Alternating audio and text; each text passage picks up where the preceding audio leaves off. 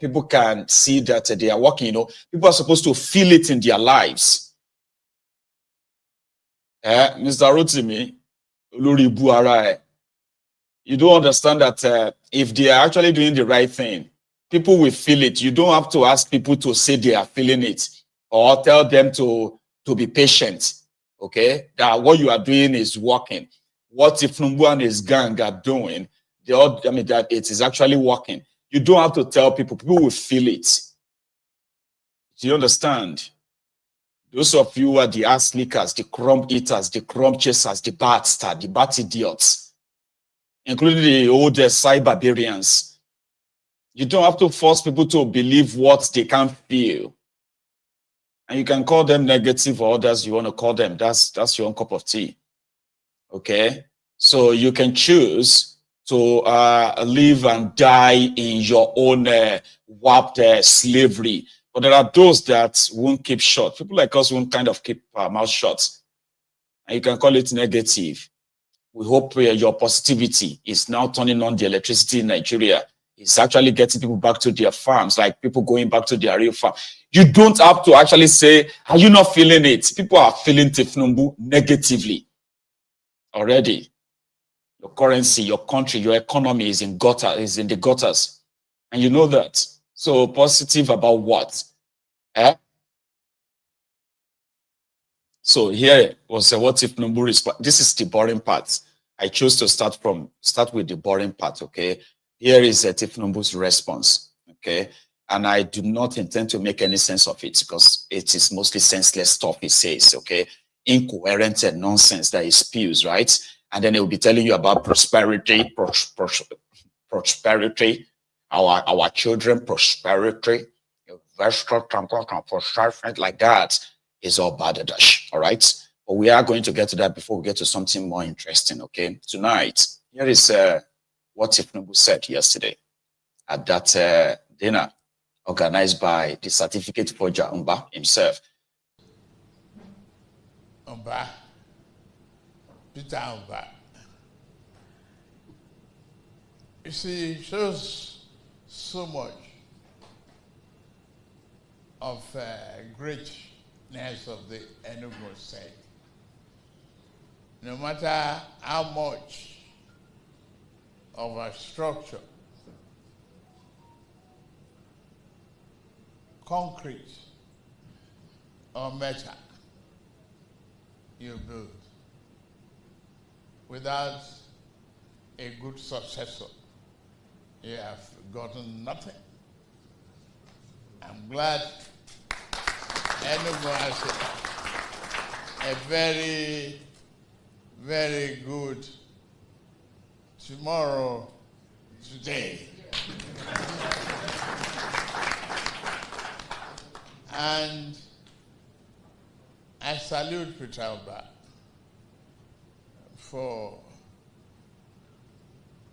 his commitment to development. You built up a good team. I've reviewed a number of things with you in Abuja. You've encouraged me on the technological advancement of the state, the commitment you have from private sector. I know your background. The election is over.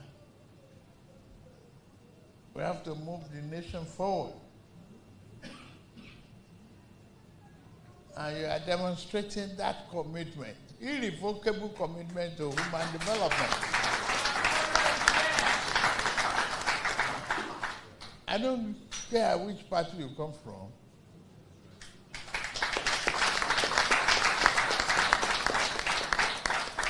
You're my friend. So it's Alex Oti and many of you doing well, very focused. And it's not about the difference in languages and place of birth. No one of us has control of the mother tongue. You are created by God. You find yourself in Enugu, or you find yourself in Onitsha. You find yourself in Lagos. You are all a member of one big, huge family. Small Nigeria. But living in different rooms in the same house. This house, we must build it. Build it to satisfy our immediate need, which is not going to be enough yet, but our tomorrow too. That is why the removal of the fuel subsidy was necessary. You cannot spend the future of generations yet unborn in advance. Don't bankrupt the nation before they are born. And no, people will fight, grumble, abuse me and everything. But I asked for the job. I know what it takes. I believe in myself. And I believe I can gather a very good team and build a nation. It's our country. We have to work really hard for it to be a nation that we can be proud of. Change the narrative. Negative comment about Nigeria. I'm not taking that. I'm very proud of Nigeria. You all should be proud of Nigeria. Oba is proud of Nigeria. He's doing everything possible to improve security of lives and property, to attract foreign investment and other investors locally. Yes, I've listened to your questions about security. There's no better investment that you can make than the effective security of life. And I saw those vehicles, the stress rapid response is the way to go. It looked like the other name I created in Lagos, rapid response. Please, continue to cooperate and collaborate with your son, brother, friend here, who is really committed to pushing the development of Enugu State and be a good symbol of southeastern state, for that matter. I'm proud. The question of rail line is a work in progress. I inherited some of these critical problems, and I'm going to do it.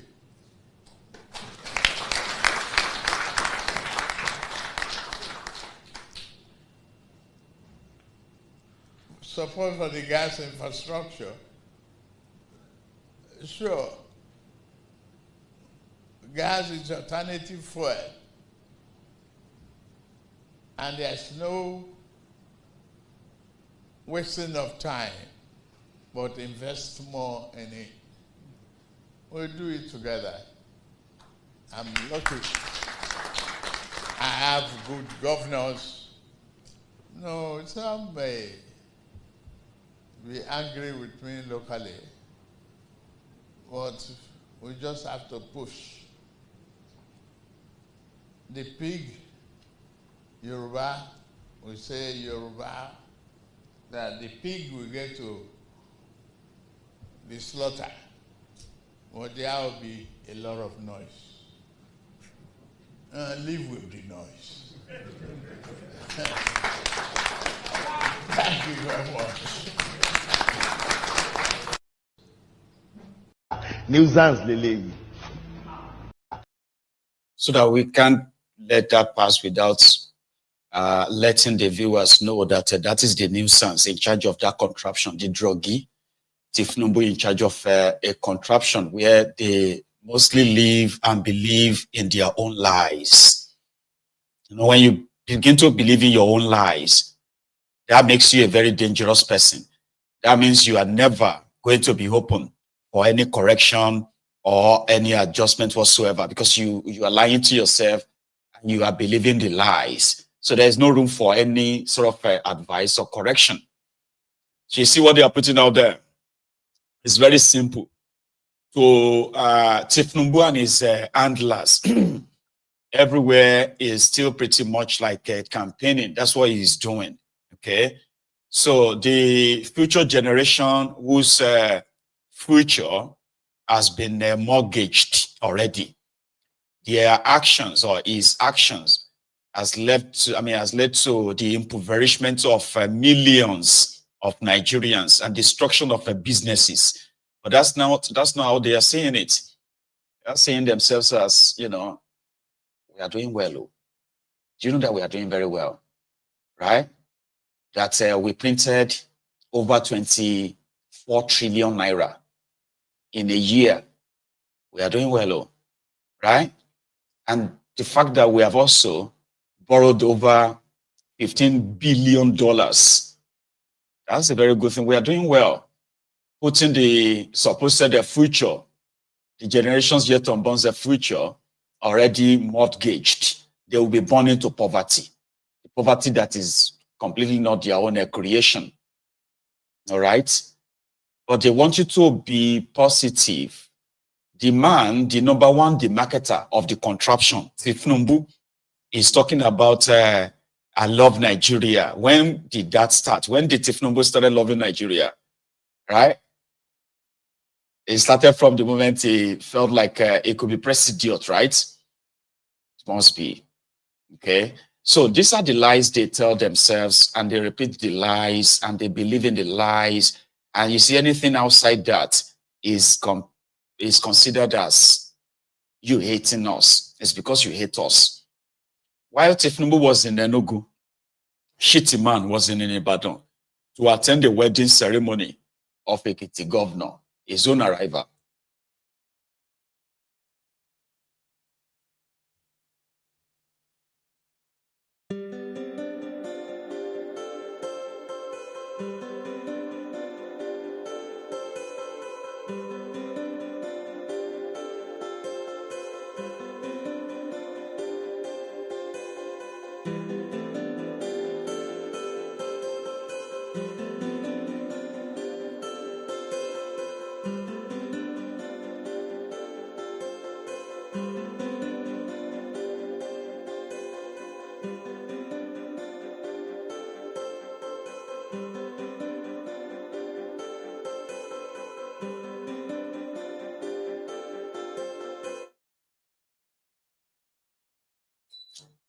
Yes.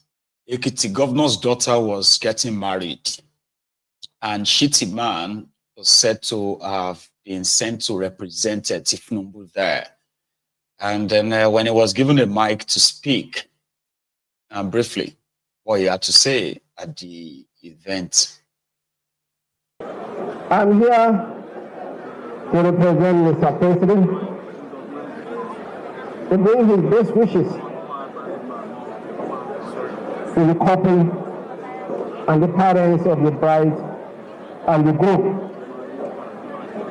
The President will have been here if not for other official engagements in Enugu, and he instructed me to be here to represent him and the nation. Bertrand Russell said, of the infinite desires of men, the chief are the desires for money and power. And Abraham Lincoln equally said, most men can survive the extremes of adversity, but to test a man's true character, he said, give him power. I was opportune to meet the governor of Ekiti State when he was the secretary to the Ekiti State government. And I was there to celebrate the 7th year anniversary of the leadership of my friend JFK.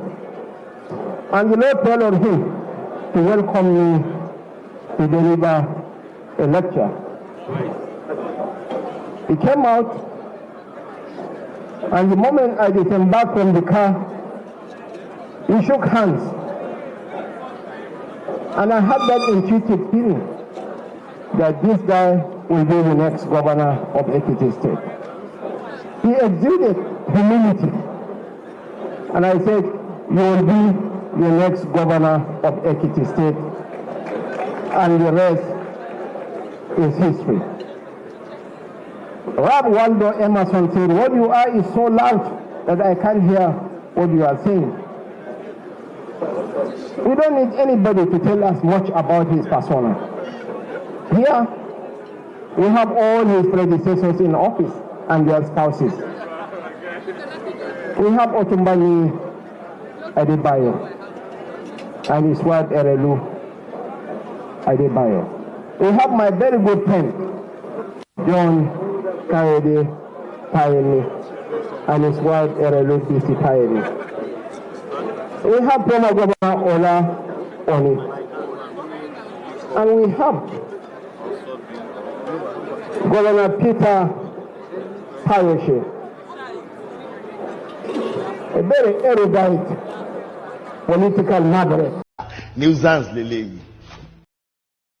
I don't want to make it sound like a punishment or look like a punishment anyway. So let's leave Shitty Man. He was there to represent a Kolu, and then he kind of like it dropped some few other statements that pretty much like trying to sound like an orator as usual, but you will struggle to possibly even understand what he's saying, because just like Tinubu, he is not that different from Tinubu as well. If you try to make sense of what he's saying, you are likely going to lose some brain cells. I've tried it many times, minus the accent and all that, okay? But just how he tried to sound. Let's go to this part.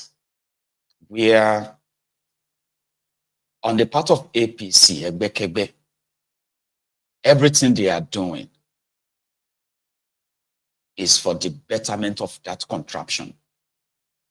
And if you dare point it out, right, all their negativity, all their evil that they have committed against you economically and all the way, right, they will automatically turn around and blame you. I think this is part of their modus operandi.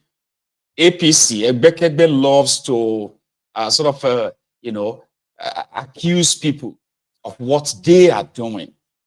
And they have perfected that art of deceit so much that they've succeeded in scaring a lot of people away from speaking up. And because of that as well, they get easily triggered if anybody is bold enough to call them out. If you call APC, Egbekebe out, they automatically believe that you are inciting the people against them, because they believe that the people of Nigeria have been captured and they do not even have the courage, the confidence to question them. Or you speaking up or talking about all of their atrocities, all of their crimes as a group of a criminal that they are, is considered treasonable.